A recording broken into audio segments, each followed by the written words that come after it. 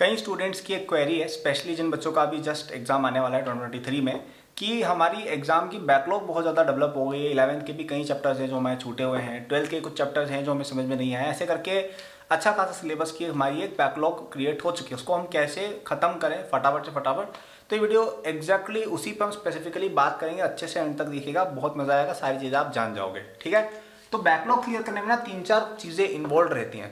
सबसे पहली तो आपको अपनी एक्सपेक्टेशन सही सेट करनी पड़ेगी। ठीक है, आप ऐसा एक्सपेक्ट नहीं कर सकते हो कि यार बैकलॉग आपने क्लियर करने की आज ठानी, 15 दिन बाद आप उस बच्चे के बराबर आ जाओगे जो 11th क्लास से रेगुलर पढ़ रहा है। ऐसा नहीं होने वाला है। ठीक है, अगर आपको कोई बोल रहा है कि मैं तो ऐसा कर दूंगा, तो ऑब्वियसली वो आपको पागल ही बना रहा है, राइट। तो आपको एक्सपेक्टेशन राइट सेट करनी पड़ेगी कि हाँ, आने वाले 3 महीने लगभग हमें लगेंगे, उसके अंदर हमारा एक decent level of preparation of दो चैप्टर्स हो जाएगा।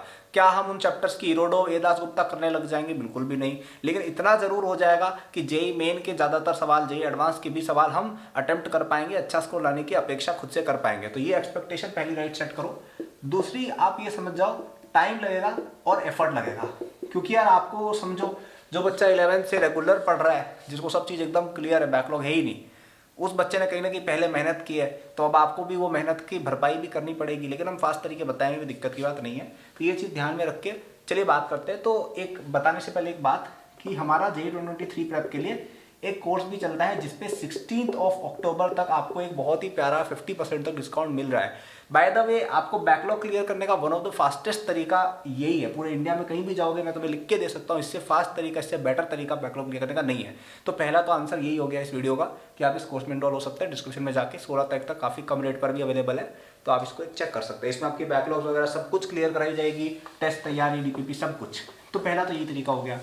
अब हम बात करते हैं थोड़ा एक स्लोअर तरीका, लेकिन अगर आप लेट से इस कोर्स में नहीं एनरोल होते ड्यू टू एनी रीजन, तो आपको मैं तरीका बताता हूँ।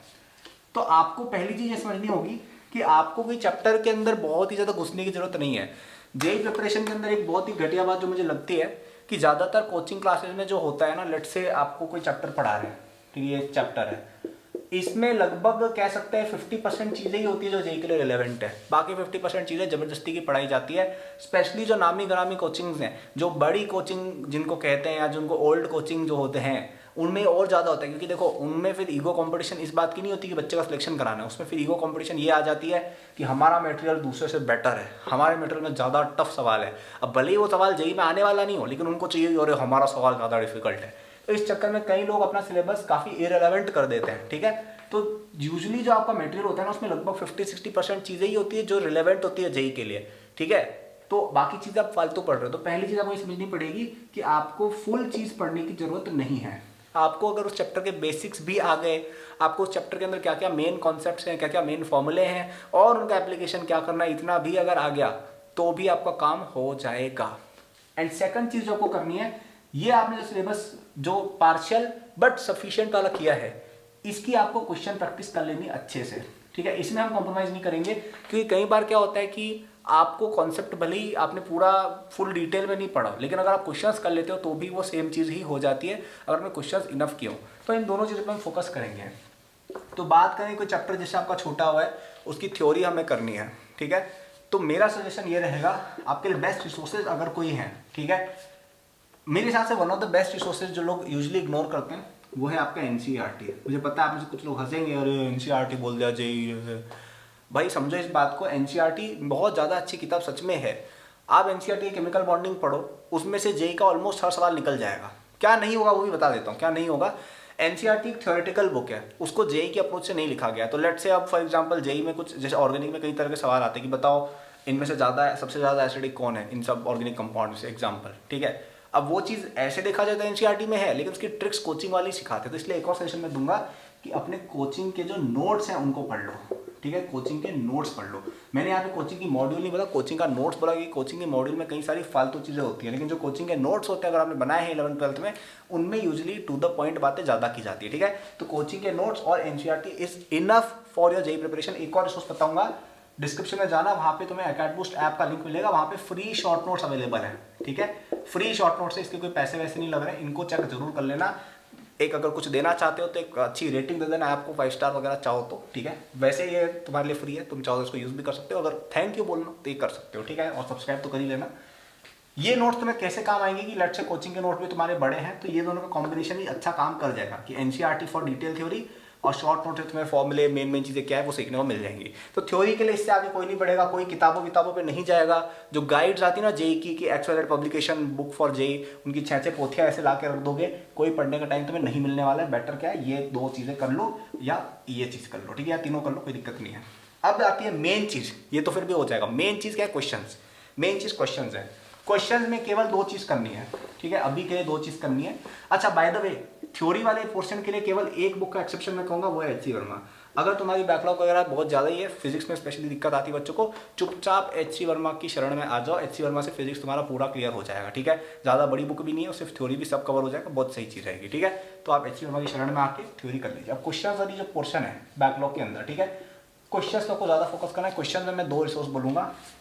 अपनी कोचिंग की फर्स्ट एक्सरसाइज कर लो, ठीक है। फर्स्ट एक्सरसाइज बोल रहा हूँ, सेकंड थर्ड पे नहीं जाने को बोल रहा हूँ, केवल फर्स्ट एक्सरसाइज करनी है। जिसके अंदर क्या होता है, जिसके अंदर बहुत ही सिंपल सवाल होते हैं, ठीक है। कुछ क्वेश्चन टफ भी होते हैं, बाकी सिंपल सवाल होते हैं। तो इससे क्या होगा, ये जो आपने चीज़ें पढ़ी ना यहाँ पे, वो आपकी मेनली आपकी सही हो जाएंगी, दिमाग में बैठ जाएंगी। सेकंड आपको क्या करना है, पीवाईक्यू कर लेने जेई मेन जेई एडवांस के, बस, ठीक है। पिछले कई सारे सवालों की किताबें आती हैं, 48 ईयर्स ये वो, पता नहीं, मुझे नहीं पता कब से हो रहा है, बाबा आदम के ज़माने से जेई हो रहा है शायद, तो तब से देख लेना। जेई 500 ईयर्स क्वेश्चन सॉल्यूशन वो बुक आती है, वैसे क्वेश्चंस आप देख लीजिएगा, उनको कर लीजिए।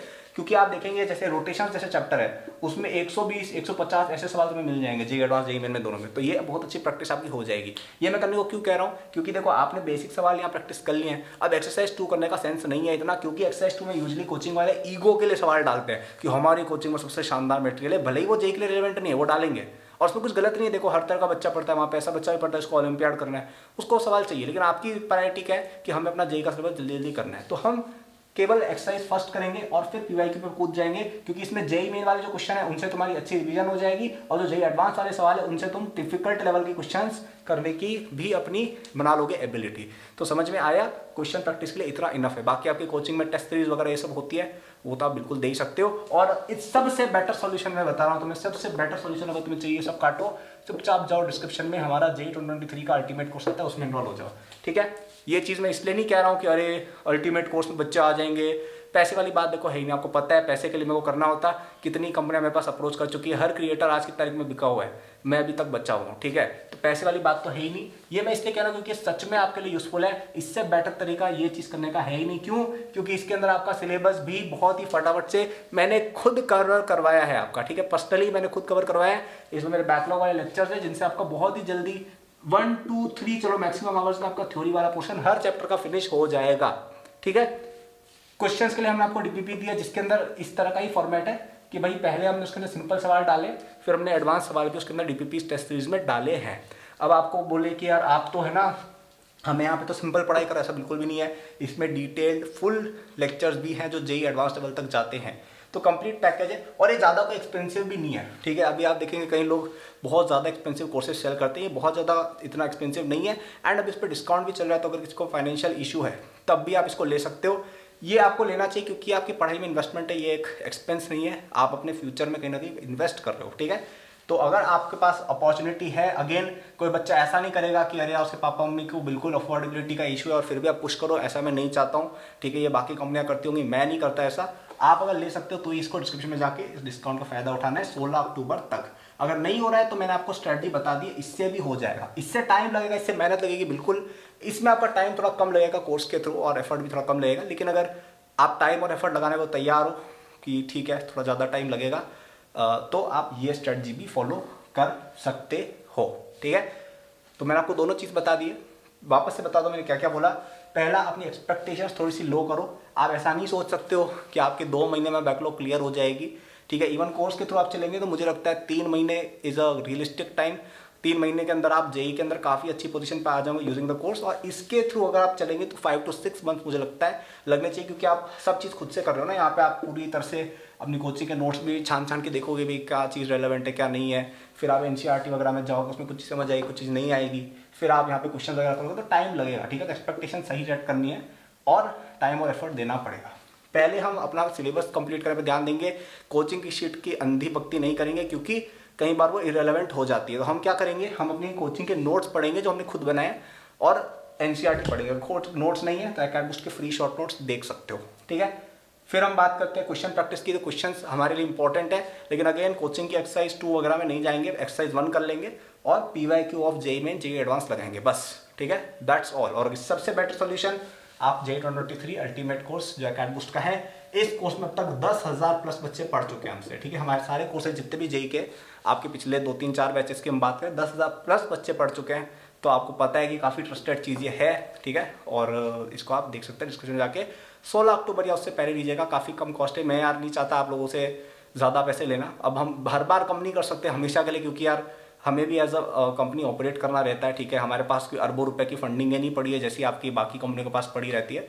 तो इसलिए कभी कभी डिस्काउंट लाते हैं कि यार बच्चों का भी फ़ायदा हो जाए और यार हम भी कभी कभी बच्चों की भी हेल्प कर पाए। तो इसको प्लीज़ आप फ़ायदा 16 अक्टूबर तक इसका लीजिएगा, ठीक है। पसंद आई ये वीडियो तो लाइक करिएगा, सब्सक्राइब करिएगा। इस तरह की काफ़ी सारी एडवाइस मैं डालता रहता हूँ जेईई और IIT की। And thank you for watching यार, गुड लक। मुझे थोड़ा कमेंट्स में अपडेट करना क्या आपकी एक्सपेक्टेशंस है रैंक को लेके, कैसे आप तैयारी कर रहे हो। और फिर बाद में उसको जाके बताना भी 1 साल बाद कि अरे यार देखो मैंने मेहनत की, अभी मेरा रिजल्ट है, मैं IIT में पहुँच गया, ठीक है, क्योंकि आप पहुँचेंगे, ठीक है। Good luck, all the best.